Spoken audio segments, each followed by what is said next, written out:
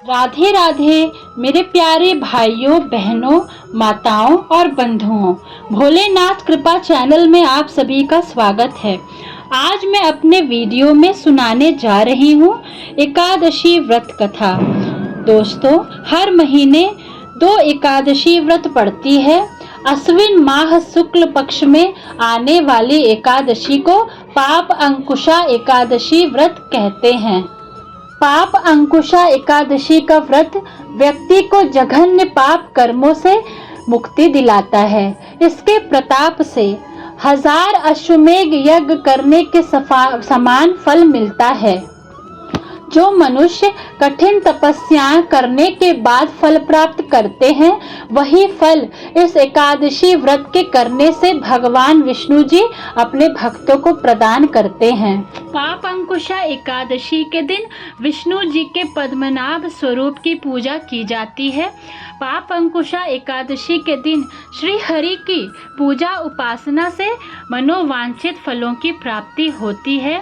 साथ ही जाने अनजाने में हुए सभी पापों का प्रायश्चित हो जाता है। तो आइए रसपान कीजिए पाप अंकुशा एकादशी व्रत कथा का। युधिष्ठिर कहने लगे कि हे भगवान, अश्विन शुक्ल एकादशी का क्या नाम है? अब आप कृपा करके इसकी विधि तथा फल कहिए। भगवान श्री कृष्ण कहने लगे कि हे युधिष्ठिर, पापों का नाश करने वाली इस एकादशी का नाम पाप अंकुशा एकादशी है। हे राजन, इस दिन मनुष्य को विधि पूर्वक भगवान पद्मनाभ की पूजा करनी चाहिए। यह एकादशी मनुष्य को मनवांछित फल देकर स्वर्ग को प्राप्त कराने वाली है। मनुष्य को बहुत दिनों तक कठोर तपस्या से जो फल मिलता है, वह फल भगवान गरुड़ध्वज को नमस्कार करने से प्राप्त हो जाता है। जो मनुष्य अज्ञानवश अनेक पाप करते हैं परंतु हरि को नमस्कार करते हैं, वे नरक में नहीं जाते। विष्णु के नाम के कीर्तन मात्र से संसार के सब तीर्थों के पुण्य का फल मिल जाता है। जो मनुष्य सारंग धनुषधारी भगवान विष्णु की शरण में जाते हैं, उन्हें कभी भी यम यातना भोगनी नहीं पड़ती। जो मनुष्य वैष्णव होकर शिव की ओर शैव होकर विष्णु की निंदा करते हैं, वे अवश्य नरकवासी होते हैं। सहस्त्रों वाजपेय और अश्वमेध यज्ञों में से जो फल प्राप्त होता है, वह एकादशी के व्रत के 16वें भाग के बराबर भी नहीं होता। संसार में एकादशी के बराबर कोई पुण्य नहीं, इसके बराबर पवित्र तीनों लोकों में कुछ भी नहीं। इस एकादशी के बराबर कोई व्रत नहीं। जब तक मनुष्य पद्मनाभ की एकादशी का व्रत नहीं करते हैं, तब तक उसके देह में पाप वास कर सकते हैं। हे राजेंद्र, यह एकादशी स्वर्ग, मोक्ष, आरोग्यता, सुंदर स्त्री तथा अन्न धन को देने वाली है। एकादशी के बराबर गंगा, गया, काशी, कुरुक्षेत्र और पुष्कर भी पुण्यवान नहीं है। हरिवासर तथा एकादशी का व्रत करने और जागरण करने से सहज ही मनुष्य विष्णु पद को प्राप्त होता है। हे युधिष्ठिर, इस व्रत को करने वाले 10 पीढ़ी मातृ पक्ष, 10 पीढ़ी पितृ पक्ष, 10 पीढ़ी स्त्री पक्ष तथा 10 पीढ़ी मित्र पक्ष का उद्धार कर सकते हैं। वे दिव्य देह धारण कर चतुर्भुज रूप हों, पीतांबर पहने और हाथ में माला लेकर गरुड़ पर चढ़कर विष्णु लोक को जाते हैं। हे नृपोत्तम, बाल्यावस्था, युवा अवस्था और वृद्धा अवस्था में इस व्रत को करने से पापी मनुष्य की भी दुर्गति को प्राप्त ना होकर सद्गति को प्राप्त हो जाता है। अश्विन मास के शुक्ल पक्ष की इस पाप अंकुशा एकादशी का व्रत जो मनुष्य करते हैं, वह अंत समय में हरिलोक को प्राप्त होते हैं तथा समस्त पापों से मुक्त हो जाते हैं। सोना, तिल, भूमि, गौ, अन्न, जल, छतरी तथा जूती दान करने से मनुष्य यमराज को नहीं देखता।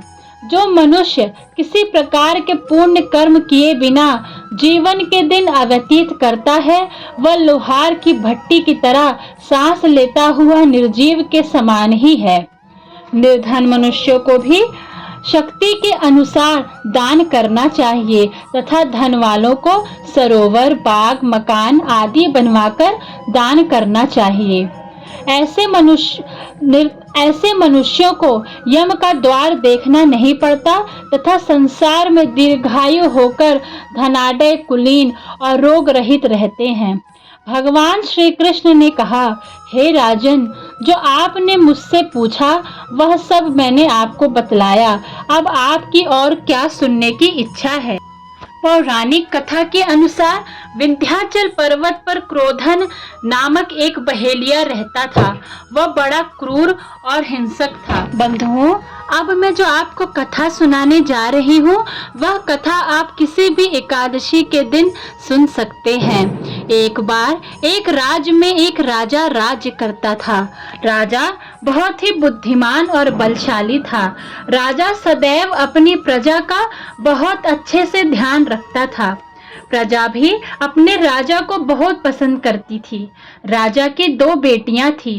राजा अपनी दोनों बेटियों से बहुत प्रेम करता था। राजा की छोटी बेटी देखने में बहुत सुंदर और आकर्षण वाली थी और राजा की बड़ी बेटी छोटी बेटी के मुकाबले थोड़ा कम सुंदर थी।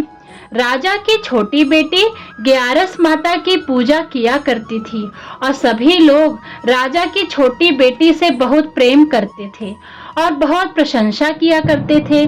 राजा भी अपनी छोटी बेटी को बड़ी बेटी से अधिक प्रेम करता था, जिस कारण बड़ी बेटी को अपनी छोटी बहन से बहुत नफरत होने लगी। राजा की दोनों बेटियां जब बड़ी हो गई तब एक पड़ोस राज्य में रहने वाला राजकुमार राजा की बड़ी बेटी के लिए रिश्ता लेकर आया।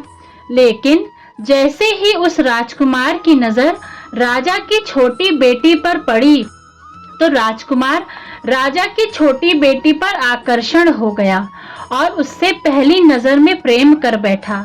उस राजकुमार ने राजा की बड़ी बेटी के साथ विवाह करने से मना कर दिया और उसने राजा से कहा कि मैं आपकी छोटी बेटी से ही विवाह करना चाहता हूँ।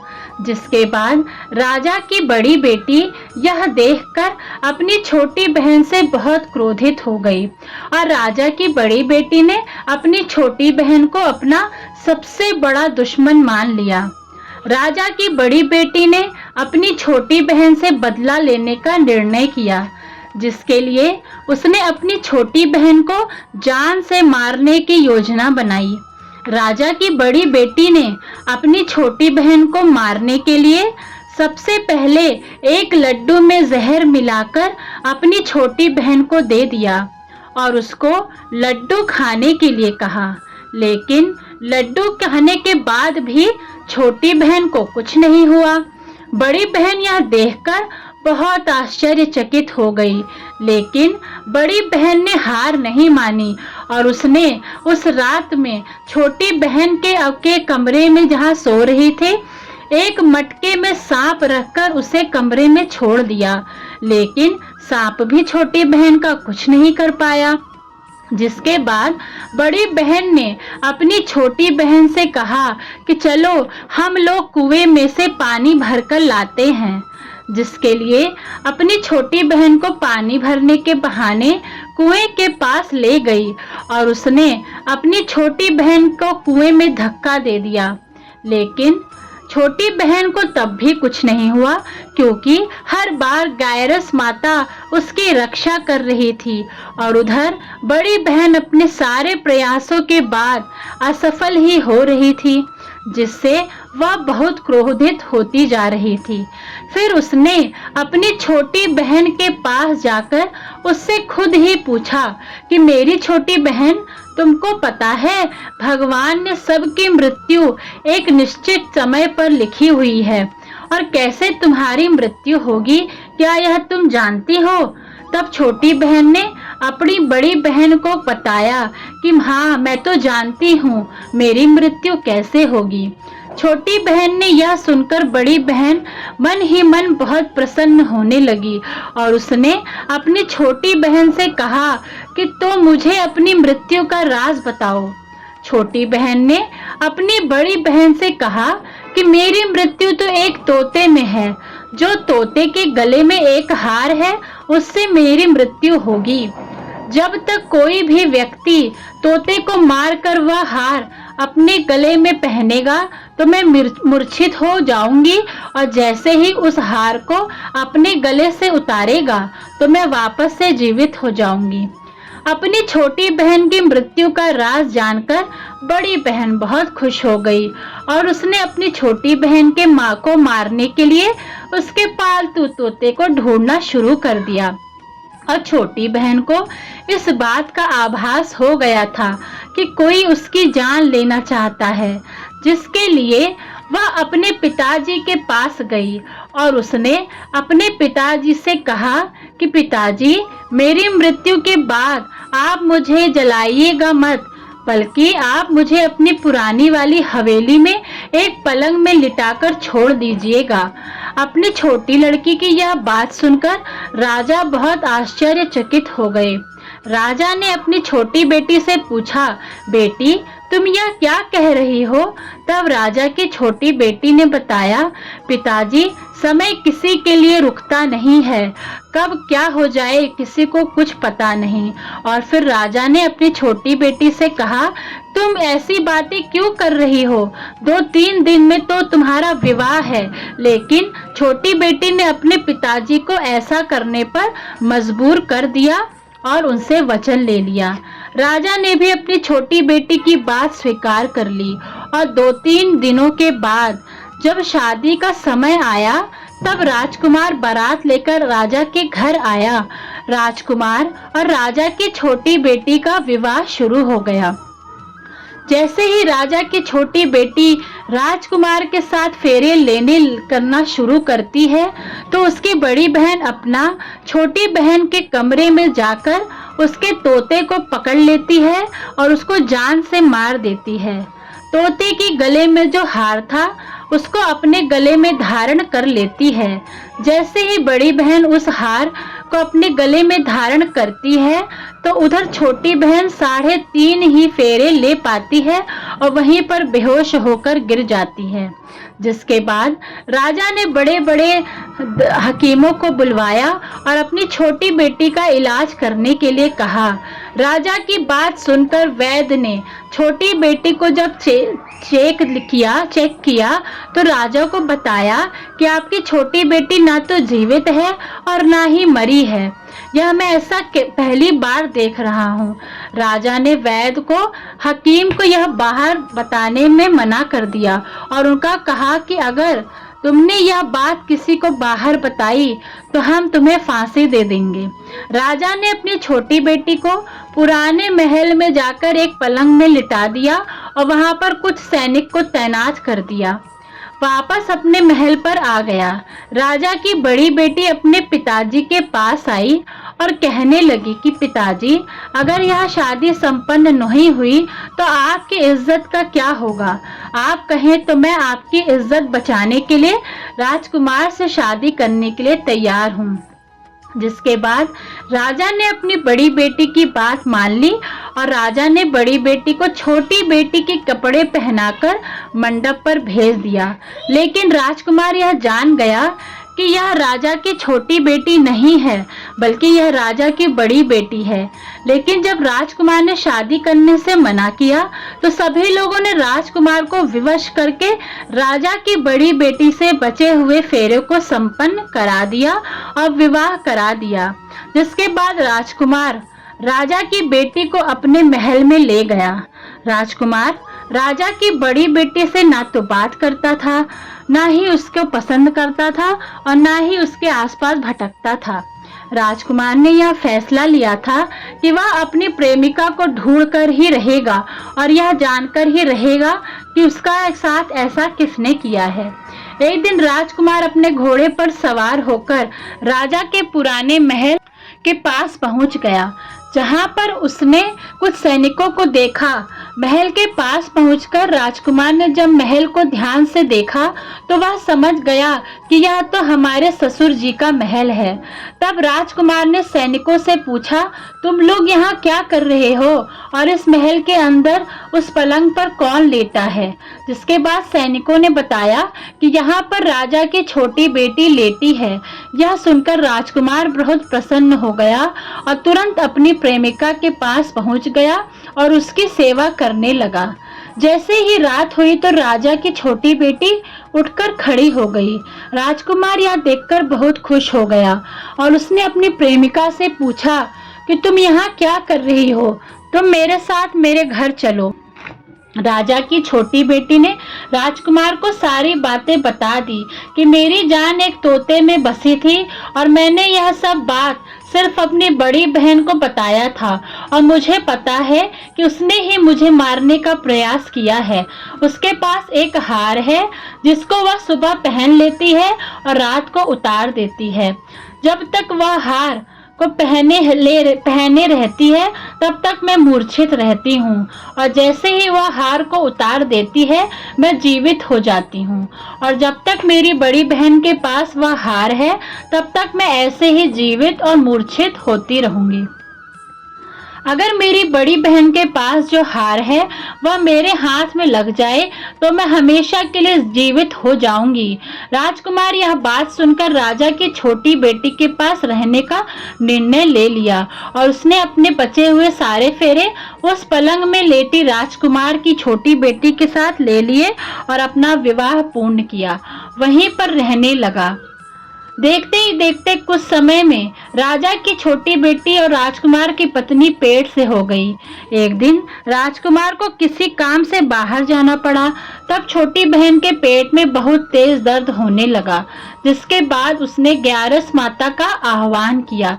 जिसके बाद वहां पर ग्यारस माता प्रकट हुई और उन्होंने अपनी भक्ति के दर्द को दूर कर दिया और एक पुत्र की प्राप्ति करवाई। वहीं पर अचानक राजकुमार भी आ गया। राजकुमार ने ग्यारस माता को देखा तो वह आश्चर्यचकित हो गया। उसने तुरंत माता को प्रणाम किया। ग्यारस माता ने राजकुमार से कहा कि जब तुम्हारा 5 वर्ष का हो जाए तो तुम अपनी पत्नी का हार आकर इसके गले में डाल देना। और देखते ही देखते राजकुमार और राजा की छोटी बेटी का पुत्र 5 वर्ष का हो गया। तो राजकुमार अपने बेटे से कहता है कि बेटा, मैं कुछ काम से बाहर जा रहा हूँ, तुम अपनी माता का ध्यान रखना, और वहाँ से चला जाता है। राजा को बाहर निकलता देख बड़ी बहन के सैनिक देख लेते हैं और बड़ी बहन को जाकर सारी बात बता देते हैं। जिसके बाद बड़ी बहन अपनी छोटी बहन के पुत्र को वहाँ से उठवा लेती है और उसको मरवा देती है। छोटी बेटी के पुत्र के 2 टुकड़े करवा देती है। पहला टुकड़ा चक्की के पास छुपा देती है और दूसरा टुकड़ा अपनी पलंग के नीचे रख लेती है। अब ग्यारस माता भिखारी का रूप लेकर आती हैं। एक भिखारी का रूप रखकर बड़ी बहन के पास चली जाती हैं, जिसके बाद वहां पर भिक्षा मांगने लगती हैं।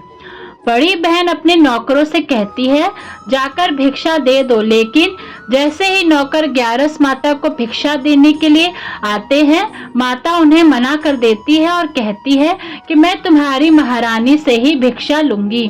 जिसके बाद बड़ी बहन स्वयं ही भिक्षा देने के लिए माता के पास आती है। तब माता एक बिल्ली का रूप लेकर उसके कमरे में चली जाती है और वहां पर छोटी बेटी के पुत्र कोई 2 टुकड़े को आपस में जोड़ देती है और उसे जीवित कर देती है और उसे वहां से ले जाती है। राजकुमार अपने बेटे को लेकर अपनी पत्नी के पास जाता है और उसे कहता है कि तुम इसका ध्यान रखना। अगर तुम इस बच्चे का अच्छे से ध्यान रखोगी तो मैं तुमसे बात करूंगा। एक दिन राजकुमार अपने बच्चे से कहता है कि तुम मम्मी से उनके गले का हार मांग लो। जिसके बाद राजकुमार का लड़का अपनी मम्मी के पास जाता है और कहता है, मम्मी, मुझे तुम्हारा हार चाहिए जो तुमने गले में पहन रखा है। यह सुनकर पहले तो बड़ी बहन बहुत क्रोधित होती है, पर उसको यह याद आता है कि राजकुमार ने कहा था कि अगर मैं इस बच्चे को ध्यान अच्छे से रखूंगी तो मुझसे बात करेंगे, जिसके कारण वह हार को उस बच्चे को दे देती है और वह तुरंत हार को ले जाकर अपने पिताजी को दे देता है। तभी राजकुमार अपने बेटे को लेकर वहां से जाने लगता है और अपनी पत्नी से कहता है कि तुम हमारे लिए खाना बनाकर रखना, मैं शाम को आकर तुम्हारे साथ खाऊंगा। और वह अपने बेटे को लेकर वहां से चला जाता है, जिसके बाद वह राजा के पास जाता है और उनको सारी बातें बता देता है। राजा अपनी बड़ी बेटी की यह करतूत सुनकर बहुत क्रोधित होते हैं और अपनी परवरिश पर ही दोष देने लगते हैं। राजकुमार को अपनी छोटी बेटी के साथ रहने के लिए आदेश देते हैं। दोस्तों, जय जगदीश हरे, स्वामी जय जगदीश हरे, भक्त जनों के संकट, भक्त जनों के संकट क्षण में दूर करे। ओम जय जगदीश हरे, जो ध्यावे फल पावे, दुख बिन से मन का, स्वामी दुख बिन से मन का, सुख संपत्ति घर आवे, सुख संपत्ति घर आवे, कष्ट मिटे तन का। ओम जय जगदीश हरे, ओम जय जगदीश हरे, स्वामी जय जगदीश हरे, भक्त जनों के संकट क्षण में दूर करे। ओम जय जगदीश हरे, मात पिता तुम मेरे, शरण गहूँ किसकी, ओ स्वामी शरण गहूँ किसकी, तुम बिन और न दूजा, तुम बिन और न दूजा, आश करूँ जिसकी। ओम जय जगदीश हरे, तुम पूर्ण परमात्मा, तुम अंतर्यामी, ओ स्वामी तुम अंतर्यामी, पार ब्रह्म परमेश्वर, पार ब्रह्म परमेश्वर, तुम सबके स्वामी। ओम जय जगदीश हरे, तुम करुणा के सागर, तुम पालन करता, ओ स्वामी तुम पालन करता। मैं मूरख फल कामी, मैं सेवक तुम स्वामी, कृपा करो भरता।